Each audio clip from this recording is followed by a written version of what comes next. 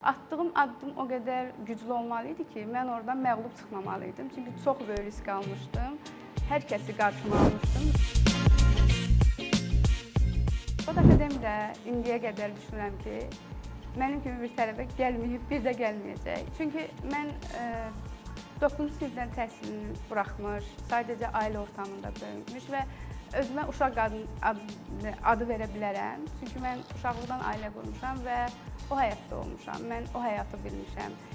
Çöldəki həyatı, tələbə həyatının nə demək olduğunu da bilməmişəm. Kod Akademiyaya gəldikdən sonra isə mənim sadəcə olaraq düşüncələrim deyil, ümumiyyətlə bütün həyatım dəyişdi. Sözün əsl mənasında istər fiziki baxımdan, istər özümü ifadə baxımından çox doğru addım atmışam və çox sevinirəm ki, Kod Akademiyada mənim bu addımımda hər zaman həqiqətən öz kolleqası ilə, öz müəllimi ilə hər zaman yanımda olub və mən ailəmin qarşısında, mənə inanmayan insanların qarşısında əsla məğlub olmadım. Əksinə qalib oldum.